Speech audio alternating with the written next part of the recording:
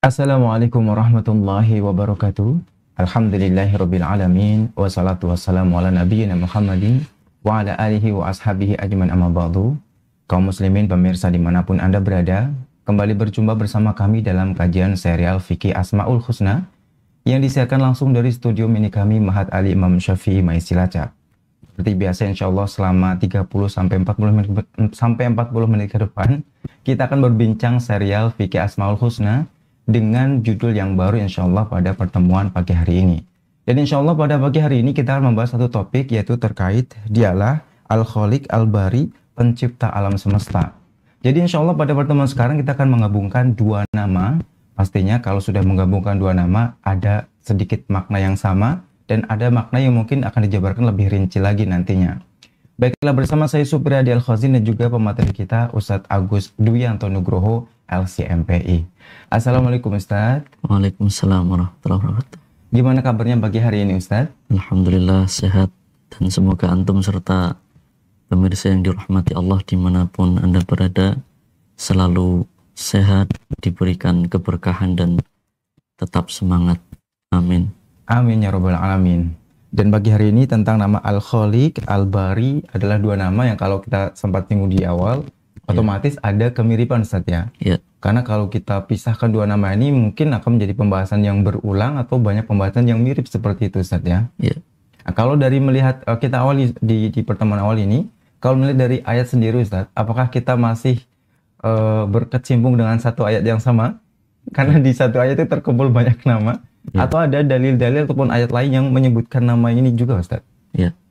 Jadi kalau pembahasan terkait dalilnya masih terkait sebagaimana dalil sebelum-sebelumnya, yaitu masih di dalam surat Al-Hasyr ya.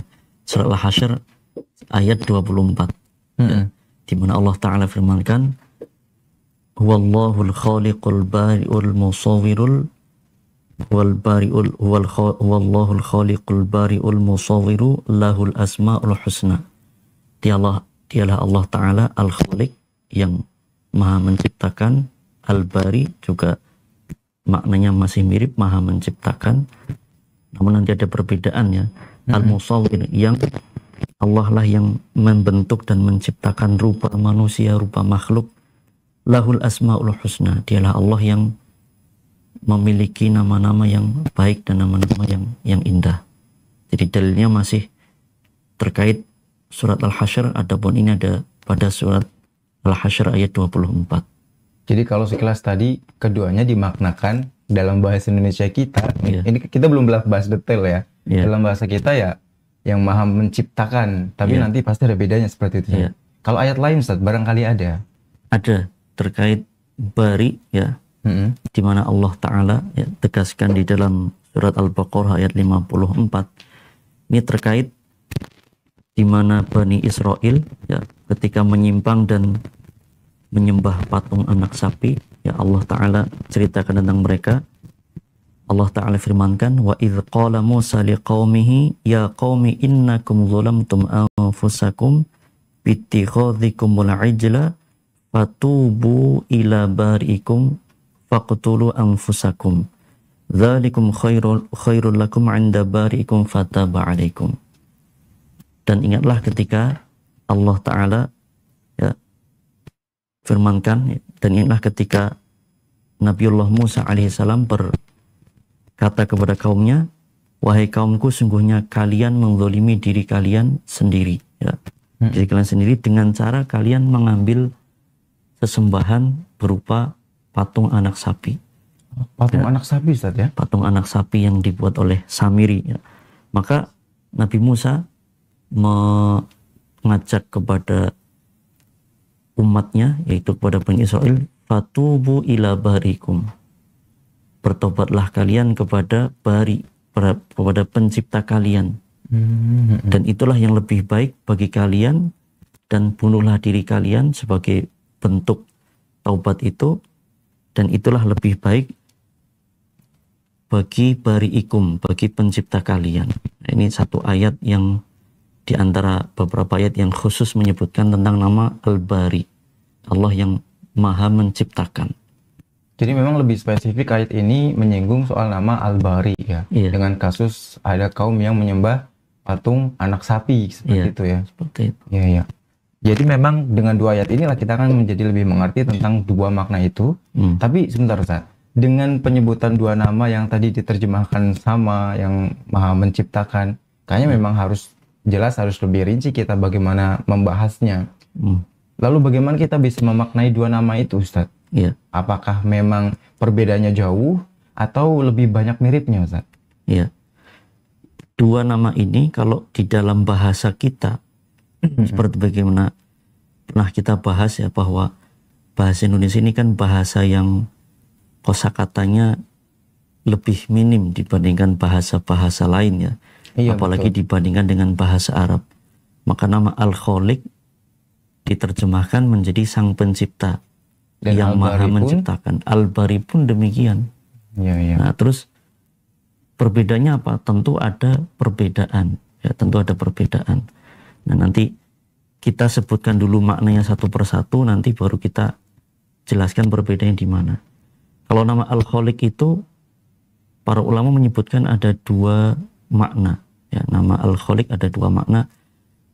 Yang pertama adalah yang Maha Menciptakan, yang Maha Menciptakan seluruh alam semesta ini, di mana Allah Ta'ala menciptakan seluruh alam semesta ini dengan penuh keteraturan, penuh ketelitian, penuh keserasian, dan luar biasa, menjadi bukti bahwa Allah lah satu-satunya zat yang berhak untuk disembah, karena dialah yang menciptakan seluruh alam semesta. Adapun selain Allah tidak berhak untuk disembah karena tidak menciptakan. Ada makna yang kedua dari Al-Khaliq, yaitu Al-Muqaddir, yaitu Allah yang menentukan, ya, maksudnya menentukan penciptaannya, menentukan bagaimana makhluk itu akan diciptakan, bagaimana bentuknya, kemudian bagaimana pengaturan alam semesta ini. Nah, itu juga masih masuk kepada nama Al-Khaliq, karena secara bahasa ya, dari ada kata kholaqa bisa bermakna menciptakan, bisa juga bermakna menentukan atau mengatur. Jadi dua akar bahasa ini bisa masuk ke dalam makna Asmaul Husna ini. Sehingga kalau kita lihat ya di dalam firman Allah Ta'ala pada ayat yang lain, di dalam surah Al-Mu'minun ayat 14 Allah Ta'ala firmankan, Fatabarakallahu ahsanul khaliqin. Fatabarakallah, dialah Allah yang maha terpuji, ya, yang maha suci. Ahsanul khaliqin, sebaik-baik pencipta. Nah, ini secara bahasa kita diterjemahkan dengan sebaik-baik pencipta. Tapi lebih spesifik, maksudnya adalah sebaik-baik pengatur, sebagaimana disebutkan oleh para ulama ahli tafsir. Kenapa? Karena khaliqin, ya, ahsanul khaliqin, ada kata khaliqin. Khaliqin ini kan jamak, berarti ada seolah-olah pencipta-pencipta yang lain, padahal kan bukan maksudnya ke arah situ.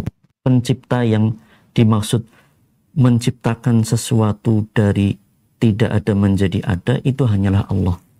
Jadi jangan sampai kita salah menafsirkan. Menafsirkan bahwa ada pencipta yang lain.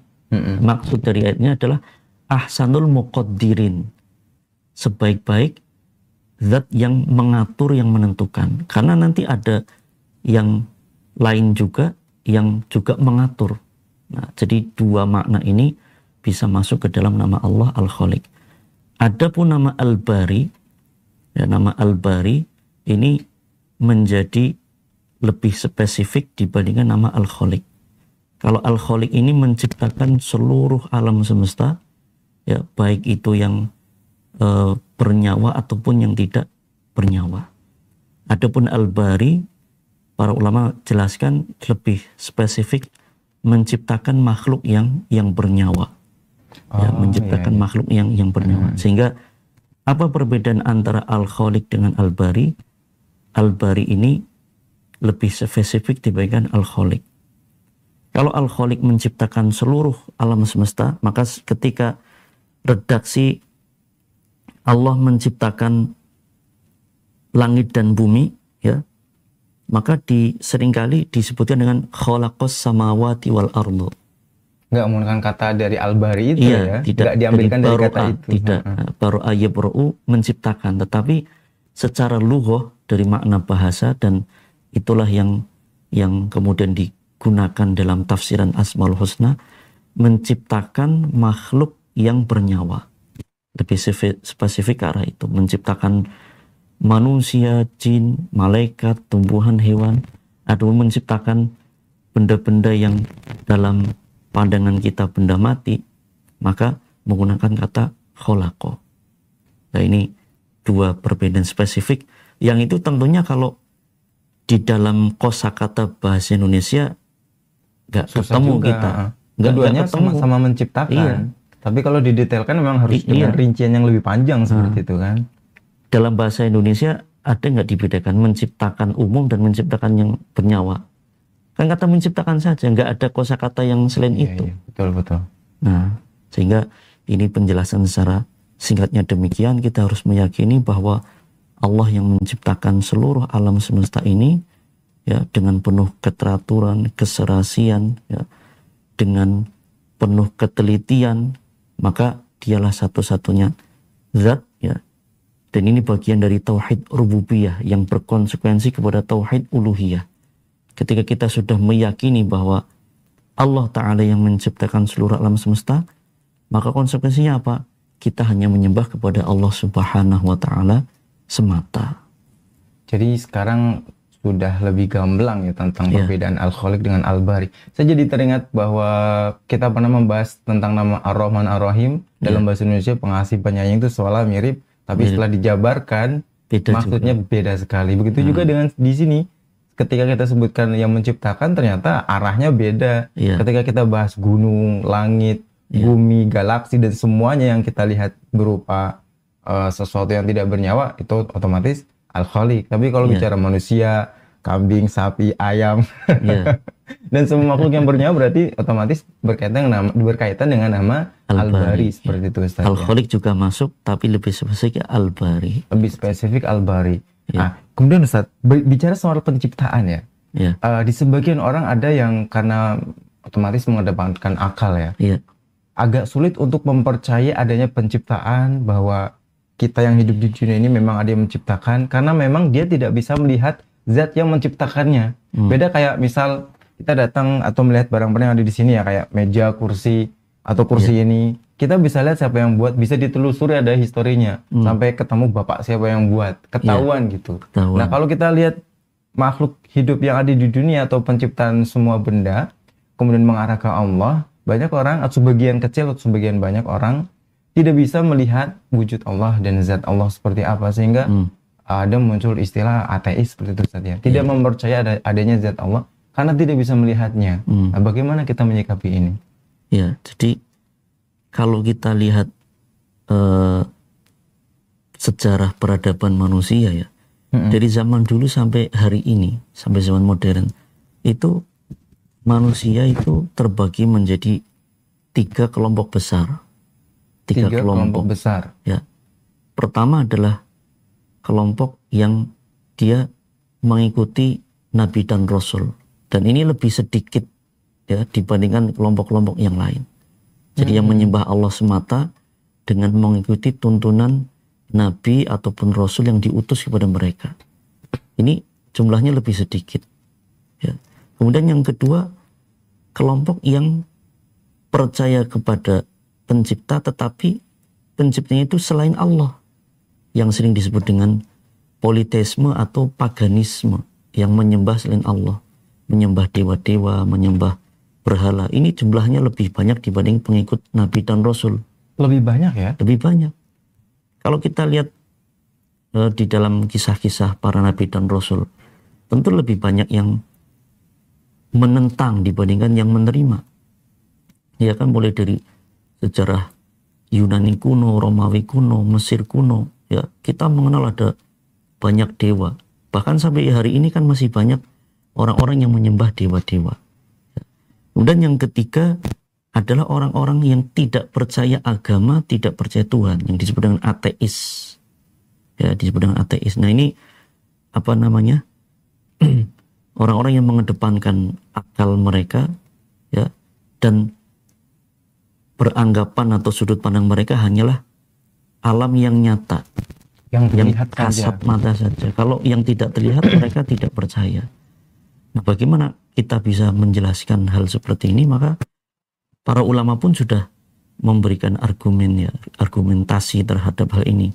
Memang kita tidak melihat Allah Ta'ala, tapi kita mengetahui, merasakan, dan menyadari adanya wujud Allah Ta'ala dalam dua tanda-tanda kebesaran Allah.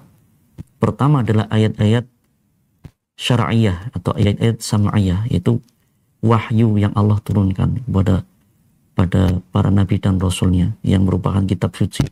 Inilah yang dipercaya oleh, ya, orang-orang yang beriman. Adapun bagi orang-orang yang tidak beriman, yang tidak percaya kitab suci, yang tidak percaya wahyu, maka ada yang kedua, itu ayat-ayat kauniyah, di mana bukti keberadaan Allah Ta'ala adalah dengan adanya makhluk-makhluk yang begitu banyak, begitu beragam, begitu teliti. Ini menunjukkan bahwa ada yang menciptakan, ada yang membuat. Betul dengan logika berpikir.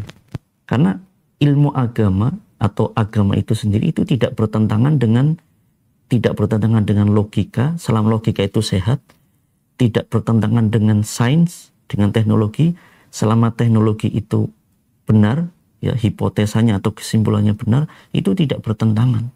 Tapi ketika bertentangan, ya kita harus mendahulukan wahyu.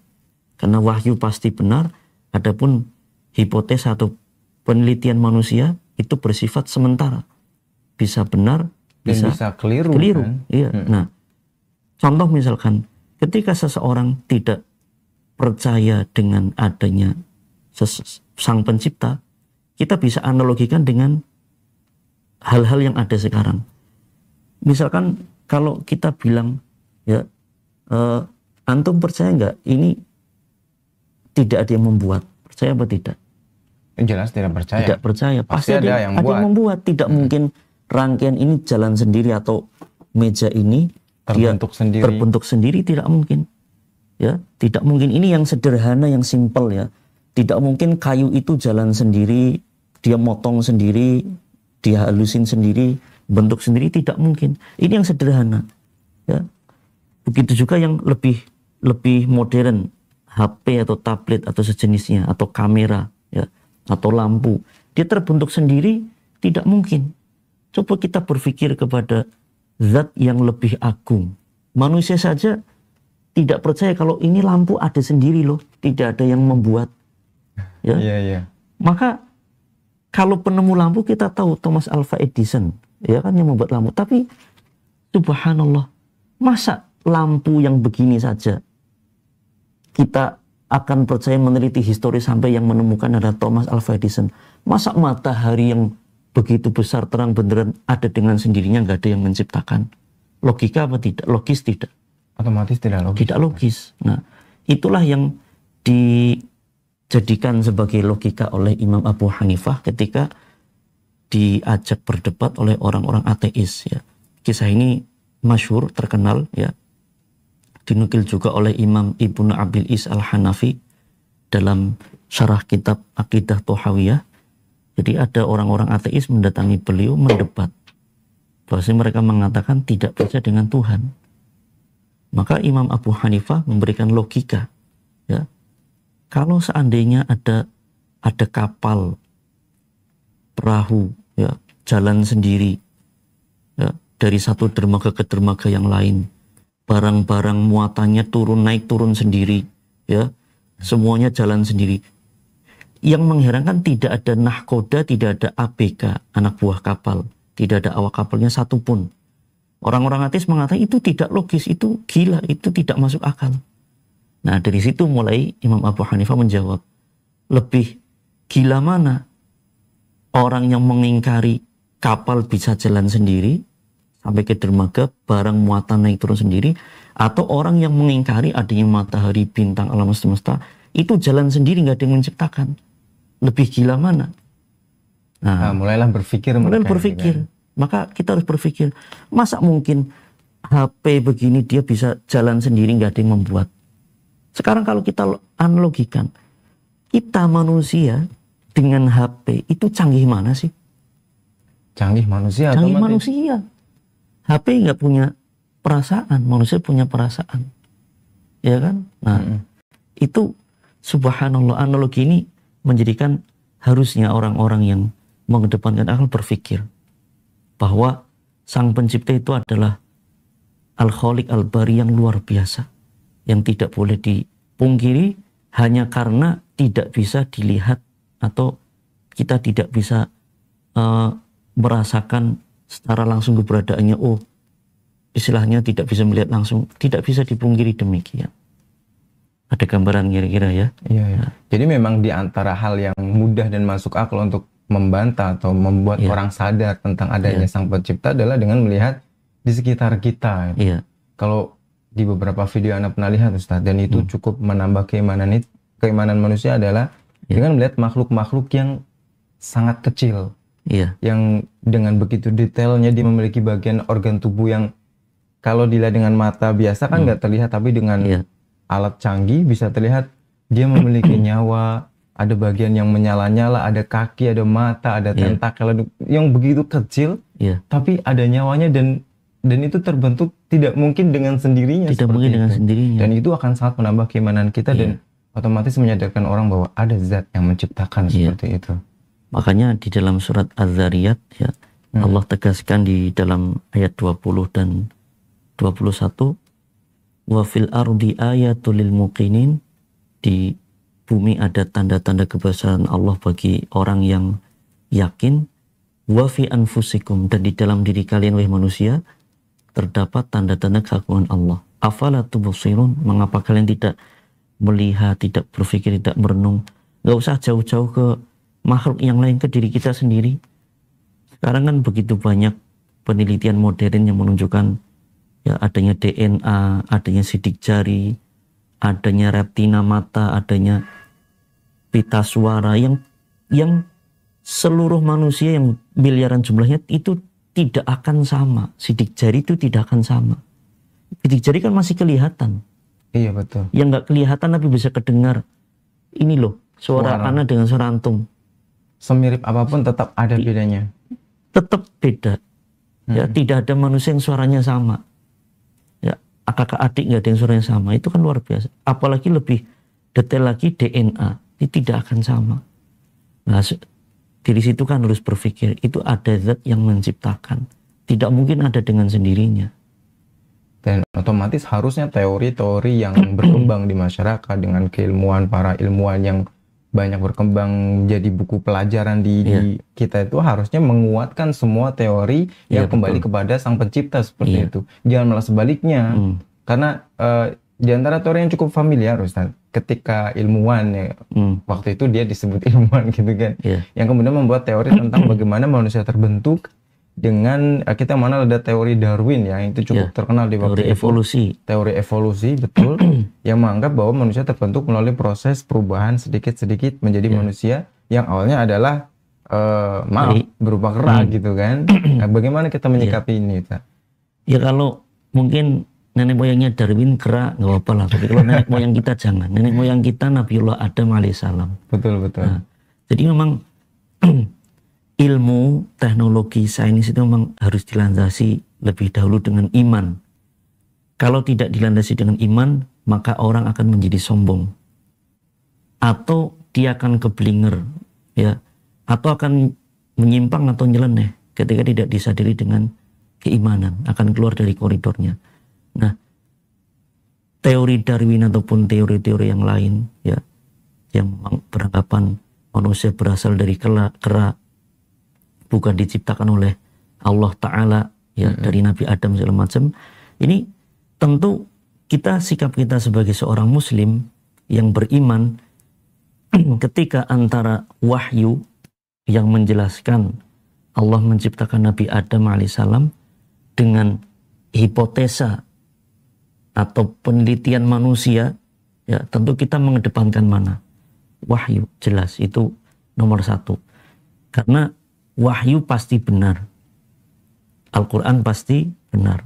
Kalau ada yang menyelisihi, itu yang harus dipelajari dulu kan. Iya, bisa jadi ada salah di situ gitu kan. Wahyu pasti benar, adapun penelitian manusia ya bisa benar bisa keliru. Maka kan biasanya hipotesa sementara atau kesimpulan sementara. Ya. Nah, teori Darwin ini dalam kalangan ilmuwan dan saintik sendiri ini masih diperdebatkan. Banyak yang mendebat Darwin itu sendiri dalam teori evolusi itu. Jadi di kalangan ilmuwan sendiri mereka banyak yang tidak setuju ketika Darwin mengatakan ini karena evolusi dari manusia purba, dari hewan-hewan purba menjadi hewan-hewan sekarang. Buktinya penelitian menunjukkan DNA atau apa namanya, inti sel atau kromosom hewan-hewan yang dulu dengan sekarang itu sama, tidak jauh berbeda. Intinya bahwa itu tidak benar jika itu perubahan karena evolusi atau karena apa yang disebut dengan seleksi alam, ya. Siapa yang bertahan dia akan berubah menjadi makhluk berikutnya. Itu tidak tepat. Nah, selanjutnya juga yang namanya sains itu kan berkembang. Contoh tadi teori evolusi, ya. Ada lagi dalam dunia astronomi. Ya. Nah, ini kan kita bukan ilmuwan, ya, bukan pakarnya. Kita hanya bisa menyebutkan secara global. Adapun detailnya itu urusan para ilmuwannya. Kita mengenal ada teori geosentris, ada teori heliosentris. Berabad-abad lamanya manusia percaya teori geosentris bahwa bumi ini menjadi pusat tata surya. Planet-planet bahkan matahari mengelilingi bumi. Sekian abad, ratusan tahun. Nah, muncullah Kopernikus dengan teori heliosentris. Yang kemudian membongkar semua itu dan merubahnya, ya. Iya, dan awalnya pun jadi perdebatan. Ya, teori heliosentris ini ditentang. Tapi sekarang sampai hari ini, semenjak Kopernikus sampai hari ini, teori heliosentris yang mengatakan matahari sebagai pusat planet-planet, pusat tata surya, ya, dan apa namanya, bumi mengelilingi matahari, itu yang sekarang dipakai. Coba itu sekian ratus tahun dipelajari, dipercaya, berubah. Jadi teori Kopernikus ini, ya, ini menjadikan matahari yang berputar menjadi diam dan menjadikan bumi yang mengelilingi, yang dia diam menjadi mengelilingi. Nah, sekarang lagi rame lagi nih, kalau teman-teman medsos mungkin mengikuti, ya. Dulu kan teori bumi datar. Kemudian menjadi bumi bulat. Sekarang ada lagi komunitas yang dia beranggapan bumi itu datar. Nah, ini lagi rame juga kalau kita lihat ada komunitasnya. Nah, ini kan perlu diteliti secara sains, dan tentunya, ya, sains itu jika memang benar tidak akan bertentangan dengan wahyu. Atau gampangnya dalam ilmu, antum mungkin ketika anak lahiran mungkin tahu, ya, zaman dulu ini dalam ilmu kebidanan.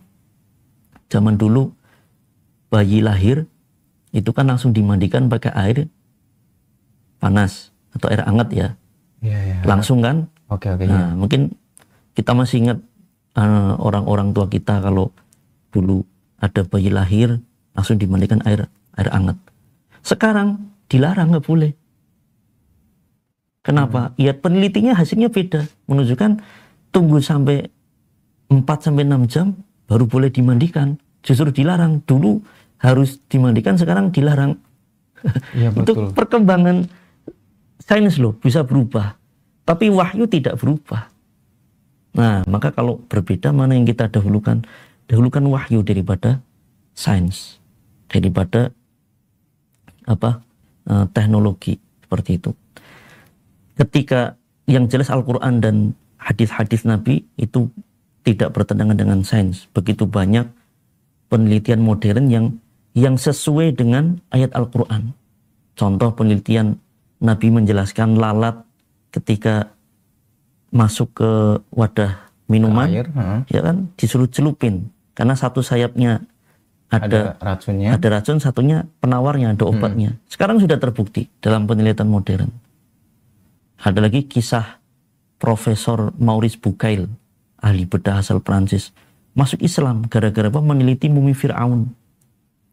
Meneliti mumi Fir'aun, di mana hasil penelitian beliau itu sesuai dengan ayat Al-Quran surat Yunus ayat 92. Fal-yawma nunajjika bibadanika litakuna liman khalfaka ayah. Yang menunjukkan bahwa setelah Ramses II atau Firaun itu mati tenggelam, ya, itu kan langsung Allah angkat, langsung Allah angkat dari laut, terdampar jasadnya. Nah, yang menunjukkan bahwa tenggelamnya tidak lama. Jadi penelitian modern yang sangat canggih dengan alat yang canggih dipimpin oleh Profesor Maurice Bucaille dan timnya, ahli bedah, ahli semuanya yang ada di negeri Prancis memiliki kesimpulan bahwa Ramses II ini meninggal karena tenggelam, dan tenggelamnya tidak lama. Dengan alat begitu canggih, mumi yang sudah usia 3000 tahun bisa diteliti. Ada kandungan garam laut di dalam tubuhnya. Subhanallah, canggih sekali kan? Kandungan garam laut di dalam tubuhnya. Namun garam lautnya tidak banyak. Menunjukkan itu mati karena tenggelam, karena di paru-parunya, organ dalamnya ada garam laut, tapi tidak lama. Itu sampai kepada hasil itu penelitian begitu lama dengan alat yang canggih. Quran sudah menyebutkan surat Yunus ayat 92. Dengan hasil itu akhirnya Profesor Maurice Bucaille masuk Islam. Subhanallah. Itu baru satu contoh dari sekian banyak contoh penelitian sains yang sesuai dengan Al-Quran. Jadi memang pada akhirnya penelitian, kalau dia memang hasilnya betul, pasti akan sejalan dengan wahyu. Tapi kalau kemudian hasil penelitiannya kok menyimpang, ya penelitian itu harus diteliti lagi.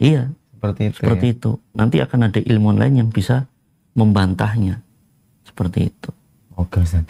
Dan masih agak mirip dengan bagaimana seseorang begitu sulit di sebagian orang untuk bisa menerima kenyataan bahwa memang ada sang pencipta. Karena mungkin ini barangkali ada, tapi pastinya ada juga orang-orang yang tidak bisa mempercayai sesuatu yang tidak terlihat yang kemudian dikabarkan dalam syariat Islam ini. Seperti bagaimana seseorang sudah meninggal, sudah mati, kemudian dikubur dan terjadi fenomena di sana. Seperti ada siksa kubur, atau ada azab kubur, atau bahkan nikmat kubur.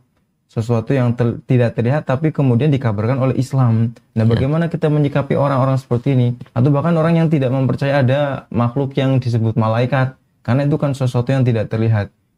Kalau tadi kita sebut tentang perkara Allah, kemudian ini perkara gaib yang lain yang sulit di sebagian orang untuk percaya. Bagaimana itu, Ustaz? Nah, kalau tadi kan dari kalangan non-muslim yang tidak percaya dengan keberadaan Tuhan, keberadaan pencipta. Sekarang ada di kalangan non-muslim ataupun muslim sendiri yang sebagian yang mengedepankan akal, yang tidak percaya dengan perkara gaib. Ya, seperti azab kubur, nikmat kubur, ataupun surga, neraka, malaikat, jin, seperti itu ya, karena tidak terlihat. Iya, betul. Nah, mereka percaya Allah tapi tidak percaya hal seperti itu.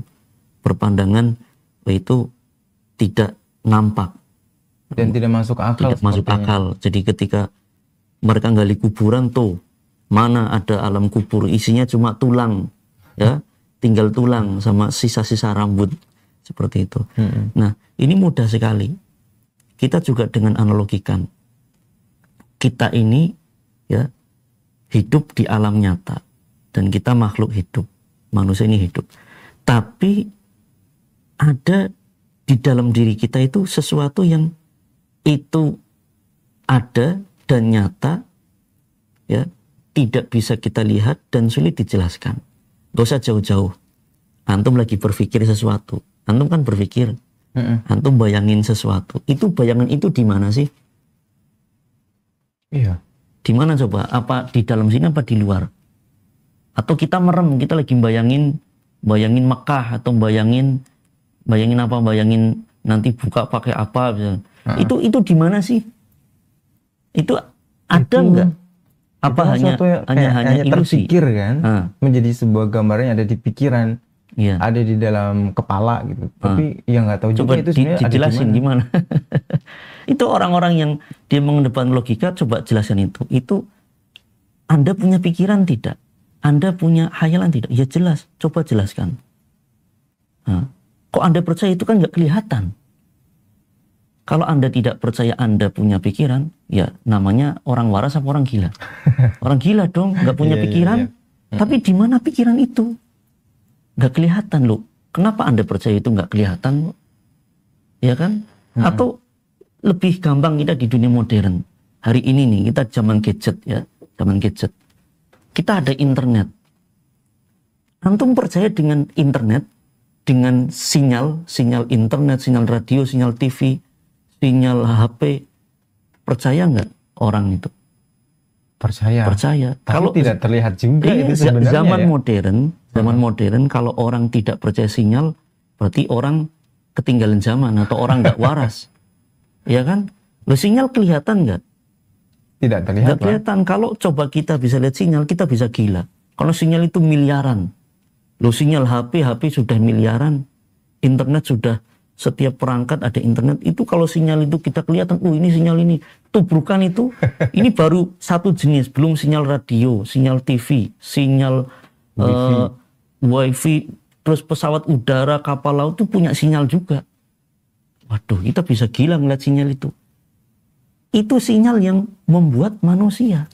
Lah bagaimana Allah Ta'ala yang menciptakan manusia, menciptakan makhluk yang tidak terlihat, sangat mudah bagi Allah. Jadi kalau Anda tidak percaya dengan malaikat, dengan jin, coba pikir deh otak Anda, percaya sinyal apa enggak?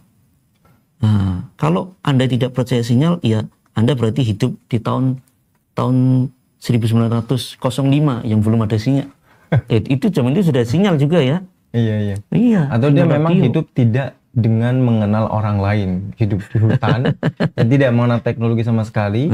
Ketika ditanya perkara ini, maka dia akan justru bingung. Tidak percaya, dianggap itu tidak masuk akal. Tidak masuk akal menurut dia. Nah, sekarang sudah dipercaya, anak kecil pun percaya adanya sinyal. Nah, itu analogi sederhana. Maka sesuatu yang tidak kita lihat bukan berarti tidak ada. Ya. Belum lagi alam mimpi. Alam pikiran kita, kan Allah Rabbul Alamin. Allah menciptakan alam yang banyak. Ada alam nyata, ada alam maya, ada alam pikiran, ada alam mimpi. Nah, nanti ada alam jin, ada alam malaikat yang Allah ciptakan, kita belum melihat, tapi kita ya diperintahkan untuk percaya. Sekalipun kita tidak melihatnya. Karena memang Allah sudah memberikan beritanya kepada kita, wahyu pasti benar. Dan Allah berikan kepada kita analogi tadi, alam mimpi. Alam mimpi ada tidak? Ada, Ustaz. Ada. Kita merasakannya. Tapi kalau ditanya itu di mana dan bagaimana bisa terjadi, sulit juga orang kita menjelaskan gitu. Karena di luar jangkauan kita. Jadi akal kita, indera kita itu sangat terbatas. Terbatas ya. Jadi misalkan gini, antum ada tablet itu kan kelihatan. Coba kalau ditutup pakai tangan, ditutup pakai kertas, mata bisa nembus nggak? Nggak bisa, terhalang dong. Terhalang. Atau ini saja yang tipis kita nggak bisa nembus. Lampu yang ini modelnya kayak apa? Nah, Jadi indera kita sangat terbatas, akal kita, ya pikiran kita, sehingga tidak semua yang bisa kita cerna atau tidak semua yang kita lihat itu kemudian kita ingkari, bukan begitu. Nah, ibarat akal itu adalah seperti timbangan, maka ketika kita ingin menimbang kebesaran Allah, keagungan Allah, ya itu tidak mungkin. Ibarat akal kita itu untuk timbangan emas yang hanya menimbang 1 gram, 2 gram, 3 gram, 10 gram, nimbang 100 kilo saja timbangan emasnya udah rusak. Nggak mampu kan? Bukan nggak mampu, rusak. Iya, rusak. Kalau kita nimbang emas 100 kilo atau kita nimbang semen dengan timbangan emas, bukan alatnya kan? Itu yang rusak semennya atau timbangannya? Timbangannya otomatis. Otomatis semuanya. Kita beli semen 50 kilo, ya ditimbang pakai timbangan emas. Yang rusak timbangannya. Yang salah timbangannya atau yang salah semennya? Yang nimbang. Yang salah yang nimbang. Betul. Iya kan? Bukan salah semennya, bukan salah timbangannya. Karena yang dia salah salah yang menempatkan kan? Salah menempatkan. Nah, betul sekali. Ibarat kita ingin membayangkan kekuasaan Allah, kebesaran Allah, penciptaan Allah Ta'ala dengan otak, dengan akal yang sangat terbatas, ibarat itu timbangan emas, kita ingin nimbang gunung. Yang rusak gunungnya atau timbangannya? Yang nimbang lagi. Timbangannya yang rusak, yang salah. Oh, yang salah yang nimbang. Yang salah rusak nimbang, timbangannya. Timbangannya yang rusak akal kita. Ibarat kalau kita mau ngitung pakai kalkulator, kita mau ngitung angka 100 digit. 100 digit di kalkulator ada nggak? Kalkulator nggak mampu. Nggak mampu. Digit. Itu nanti bilangnya nanti keluarnya angka 888888 semua. Artinya error. Error. Iya. Ya, yang error apa? Kalkulatornya. Karena di luar jangkauan kalkulator. Iya, betul sekali. Nah, jadi otak kita, akal kita sangat terbatas. Jangan kita gunakan untuk di luar kemampuan kita. Tapi kalau untuk hal-hal yang di luar kemampuan akal, hal yang gaib, apalagi tentang kebesaran Allah, penciptaan Allah, maka dengan hati. Karena hati ini tempatnya keimanan, tempatnya tauhid, ya, tempatnya untuk tempat untuk mengimani, mempercayai keagungan Allah, keesaan Allah. Disitulah tempatnya. Bukan dengan akal, tapi dengan hati. Jadi kalau kita tarik sedikit kesimpulan mendasar bahwa ketika ingin menjadikan iman kita kuat dengan meyakini adanya Sang Kholik, pencipta, Al-Bari juga pencipta, maka kita tidak bisa menggunakan akal kita yang begitu terbatas ini. Terlalu banyak permisalannya itu bisa membuat kita menyadari bahwa memang otak kita nggak mampu untuk menjangkau itu, seperti itu saja. Baik Ustaz, tanpa terasa obrolan kita terkait Al-Kholik, Al-Bari bisa kita cukupkan sampai di sini. Menarik sekali obrolan kita, dan juga pemirsa di rumah. Demikian yang bisa kita bahas, semoga itu semua bisa menyadarkan kita dan semakin menguatkan keimanan kita bahwa mari bersama-sama gunakan iman kita dalam kebaikan dan jangan terlalu mengedepankan otak kita karena banyak hal yang tidak bisa terjangkau oleh otak kita. Betul sekali. Baik, dari studio mini kami Mahat Imam Syafiq kami pamit undur diri. Aku qouli hadza wa astaghfirullah li wa lakum. Assalamualaikum warahmatullahi wabarakatuh. Waalaikumsalam warahmatullahi.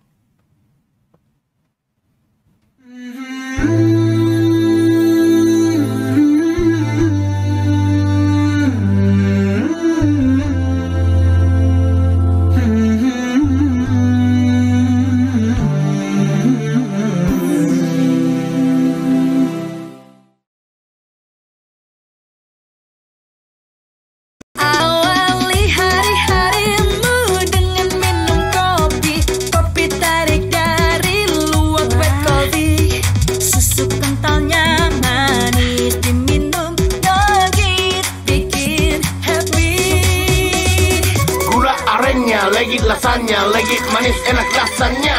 Kopi kekinian nyaman diminum. Ngantri, gak perlu lagi.